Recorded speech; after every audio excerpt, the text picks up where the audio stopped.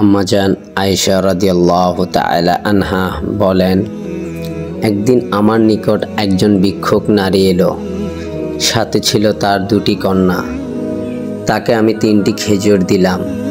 সে খেজুর 3টি থেকে 2টি 2 মেয়েকে দিল, আরেকটি নিজে খাওয়ার জন্য মুখের কাছে নিল। এমন তো অবস্থায় সে একটি খেজুরও মেয়েরা খেতে চাইল, আর অমনি সেই খেজুরটিকে সেই 2 ভাগ করে 2 মেয়ের মুখে উঠিয়ে দিল। আয়েশা রাদিয়াল্লাহু তাআলা আনহা বলেন, এই ঘটনা আমাকে প্রচণ্ডভাবে নাড়া দিল। ফলে ঘটনাটি আমি রাসূল সাল্লাল্লাহু আলাইহি সাল্লামকে শোনালাম। সব শুনে তিনি বললেন, নিশ্চয়ই এই খেজুরের বদলায় আল্লাহ তাআলা এই মা এর জন্য জান্নাত ওয়াজিব করে দিয়েছেন। অথবা তিনি বলেছেন, নিশ্চয়ই এই খেজুরের বদলায় আল্লাহ ওই মাকে জাহান্নাম থেকে মুক্তি দিয়েছেন। সন্তানের প্রতি বাবা মার দরদ ও ভালোবাসা এমনই হয়। নিজে উপোস থেকে মুখের খাবার সন্তানকে খাইয়ে দেয়। পরম তৃপ্তির ডেকুর তোলেন মা বাবা। কিন্তু মানুষের ধর্মীয় শিক্ষার প্রতি অবহেলা, অজ্ঞতা, সামাজিক, মানসিক ও আদর্শিক নানা পরিবর্তনের কারণে বর্তমানে একান্তবর্তী পরিবার বা যৌথ ফ্যামিলি ব্যবস্থা ক্রমশই ভেঙে পড়ছে। পাশাপাশি ধর্মের প্রতি অনুরাগ হ্রাস পাওয়া বাবা মা সন্তানের কাছে চরমভাবে অবহেলা ও বঞ্চনার শিকার হচ্ছেন। এবং যে সন্তান বাবা মাকে ছাড়া এক মুহূর্ত থাকতে পারত না, যে বাবা মাই ছিল এক সময়কাল সব কিছুর ভরসা ও আশ্রয়স্থল, সেই বাবা মাকেই তারা আজ উটুক্তি ঝামেলা মনে করছে। ফলে তাদেরকে রেখে আসছে বৃদ্ধাশ্রমে বা বাড়ি থেকে বের করে দিচ্ছে অবলীলায়, কিংবা অবহেলা ও দুর্ব্যবহার করে এমন অবস্থায় সৃষ্টি করেছে যে তারা নিজেরাই বাধ্য হয়ে বৃদ্ধাশ্রমে চলে যাচ্ছে অথবা নিজের বাড়ি ছেড়ে দিচ্ছে। টুনকো অজুহাতে জন্মদাতা বাবা মা এর সাথে চরম দুর্ব্যবহার করেছে কিংবা বৃদ্ধাশ্রমে পাঠিয়ে দিচ্ছে। ফলে পরিবার ও সন্তানি থাকা সত্ত্বেও তারা কষ্টের পাথর বুকে চেপে নিদারুণ জীবনযাপন করছেন। একজন মা বাবার পক্ষে এছাড়া বড় দুঃখ আর কি হতে পারে। বিভিন্ন সময় বৃদ্ধাশ্রম থেকে সন্তানদের কাছে লেখা বৃদ্ধ বাবা মার চিঠিপত্র পত্রিকায় চাপা হয়, যা পরে চোখের পানি সংবরণ করা যায় না। একজন দুজন নয়, অসংখ্য বাবা মা প্রতিদিন চোখের জলে বুক ভাসিয়ে যাচ্ছেন আর অপেক্ষা করছেন কাপনের জন্য। আজকে আমরা যারা বাবা মাকে অবহেলা করছি, তাদেরকে বাড়ি বোঝা মনে করে বৃদ্ধাশ্রমে ফেলে রেখেছি কিংবা তাদের সাথে দুর্ব্যবহার করেছি, তারা কি একবারও ভেবে দেখেছি আজ তারা বৃদ্ধ? একদিন আমরাও তো বৃদ্ধ হব। তখন আমাদেরও যদি বৃদ্ধাশ্রমে থাকতে হয় তাহলে কেমন হবে? আরও ভাবা দরকার। আজ তারা বৃদ্ধ, তারা তো পৃথিবীতে বৃদ্ধ হয়ে আসেননি, তারা তো পরিবারের বোঝা ছিলেন না, বরং আমরা সন্তানরাই তো তাদের বোঝা ছিলাম। তারা তো কখনো আমাদেরকে বোঝা মনে করেননি, বরং পরম আদরে বুকে টেনে নিয়েছেন, আগলিয়ে রেখেছেন পরম যত্নে। গর্ভধারণ, প্রসব, স্তনদান, বেজা কাপড়ে রাত কাটানো ইত্যাদির কি সীমাহীন কষ্ট মা সহ্য করেছেন, তার কি বিবরণ দেওয়া সম্ভব? পৃথিবীর সকল মায়েরাই এই কষ্টগুলো সহ্য করে থাকেন। আল্লাহ তাআলা মায়ের কষ্ট ও তাদের প্রতি সন্তানদের করণীয় বর্ণনা করে কোরআন মাজিদে ইরশাদ করেছেন, আর আমি মানুষকে তার মা বাবার সাথে ভালো ব্যবহারের জোর নির্দেশ দিয়েছি, কারণ তার মাতা তাকে কষ্টের পর কষ্ট সয়ে গর্ভে ধারণ করেছে, তার দুধ ছড়ানো হয় 2 বছরে। আমি আরও নির্দেশ দিয়েছি, তুমি কৃতজ্ঞ হও আমার ও তোমার মা বাবার প্রতি। অবশেষে আমার নিকট ফিরে আসতেই হবে। আর মা বাবা যদি তোমাকে আমার সাথে এমন কোনো কিছু শরীক করতে চাপ প্রয়োগ করে, সেই বিষয়ে তোমরা কোনো জ্ঞান নেই, তবে তুমি তাদের কথা মানবে না এবং দুনিয়াতে তুমি তাদের সাথে ভালো ব্যবহার করবে। তুমি তার পথে অনুসরণ করবে যে আমার অভিমুখী হয়। বর্ণিত আয়াতে দুনিয়াতে তুমি তাদের সাথে ভালো ব্যবহার করবে, এই অংশটুকু অকাট্যভাবে প্রমাণ করে যে মা বাবা কাফের হলেও দুনিয়াতে তাদের সাথে ভালো ব্যবহার করতে হবে। আল্লাহর অবাধ্যতা হয় এমন ক্ষেত্রে তাদের কথা মানা না গেলেও অন্য সকল ক্ষেত্রে তাদের সাথে উত্তম আচরণ করতে হবে। তাদের সাথে বেয়াদবি ও অশালীনতাপূর্ণ আচার আচরণ করা যাবে না। তাদের মনোবেদনার উদ্বেগ হয় এমন কোনো কাজ করা যাবে না। আল্লাহ তাআলা আরও ইরশাদ করেন, তোমার প্রতিপালক নির্দেশ দিয়েছেন যে তাকে ছাড়া আর কারো ইবাদত করো না এবং মা বাবার সাথে সদ্য ব্যবহার করো।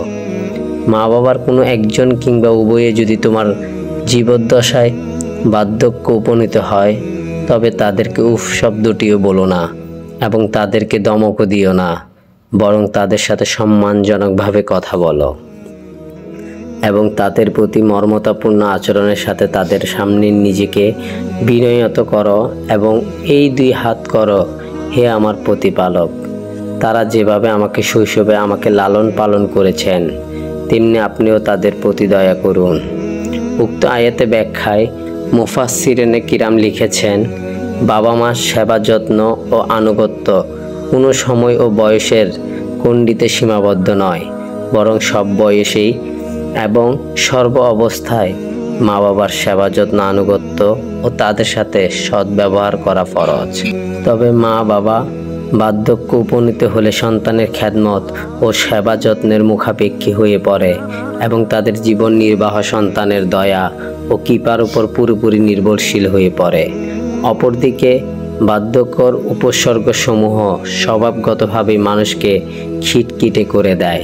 তৃতীয়ত, বার্ধক্যর শেষ প্রান্তে বুদ্ধি বিবেচনাও যখন অকেজো হয়ে পড়ে তখন তাদের বাসনা ও দাবি দাওয়াই এমনই হয়ে যায় যা পূর্ণ করা সন্তানের পক্ষে কঠিন হয়।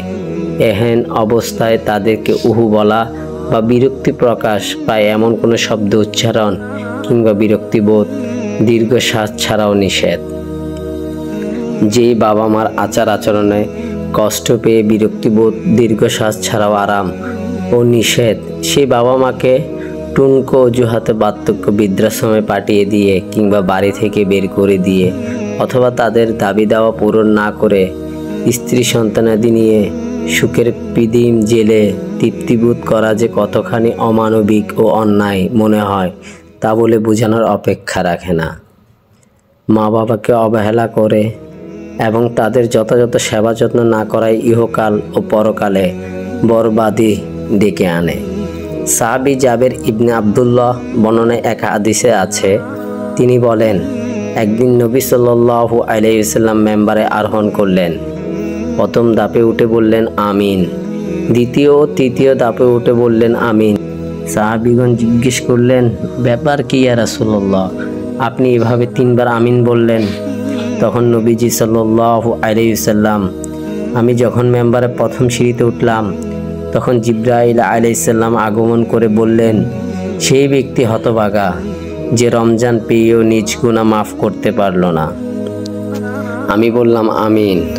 অতঃপর বললেন, সেই ব্যক্তি হতভাগা যে বাবা মাকে অথবা কোনো একজনকে পেল অথচ তারা তাকে জান্নাতে প্রবেশ করালো না, অর্থাৎ সে বাবা মার খিদমত করে জান্নাতে প্রবেশ করতে পারল না।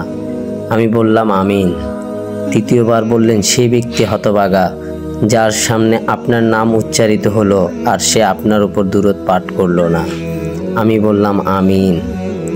জিবরাইল আলাইহিস সালাম দুআতে রাসূল সাল্লাল্লাহু আলাইহি সাল্লাম আমিন বলা, এই দুটো বিষয় লক্ষ্য করলেই বুঝতে বাকি থাকে না যে বাবা মার সেবা যত্ন করাটা কত বড় বিষয় আর না করাটা কত বড় অপরাধ। বিখ্যাত তাবি ওয়াইস করণী রহমতুল্লাহ এর কথা তো আমাদের সবারই জানা যে তিনি মায়ের সেবার কারণে রাসূল সাল্লাল্লাহু আলাইহি সাল্লামের সাথে সাক্ষাৎ করে সাহাবী হওয়া সুমহান মর্যাদা থেকে বঞ্চিত হয়েছেন। এরপরও উমর রাদিয়াল্লাহু তাআলা আনহুকে রাসূল সাল্লাল্লাহু আলাইহি সাল্লাম ওয়াইস করণী রহমতুল্লাহের দ্বারা দোয়া করানোর ওসিয়ত করে গিয়েছিলেন। এছাড়াও বহু হাদিসে মা বাবার সেবা যত্নের তাগিদ ও সুফল আর না করার কুফলের কথা বর্ণিত হয়েছে। উপরোক্ত আয়াত ও হাদিসগুলো আলোকে এই কথা নির্দ্বিধায় বলা যায়, একজন মুমিন স্নেহ বাবা মাকে বৃদ্ধাশ্রমে ফেলে রাখা কিংবা তাদের খারাপ আচরণের কল্পনাও করতে পারে না। ইসলামের প্রকৃত শিক্ষা ও মানবতার দাবি এটাই। তাই বাবা মা জীবিত থাকলে সন্তানের করণীয় হলো তাদের চাহিদা ও দাবিগুলো পূরণের যথাসাধ্য চেষ্টা করতে হবে। তাদেরকে কখনো ধমক দেওয়া যাবে না, দিলে মারাত্মক ধরনের কবিরা গুনাহ হবে। কোনো অবস্থাতেই কোনো ধরনের দুর্ব্যবহার করা যাবে না। তারা কণ্ঠ পায় এমন কোনো আচরণ বা কাজ করা থেকে অবশ্যই বিরত থাকতে হবে। তাদেরকে সম্মান দিয়ে বিনয়ের সাথে কথা বলতে হবে। তাদের প্রতি মমতাপূর্ণ আচরণ করতে হবে। তাদের সামনে নিজেকে ছোট করে পেশ করা, তাদের যেন ইহকাল পরকালে মঙ্গল হয়, সর্বদা এই দোয়া করতে থাকা।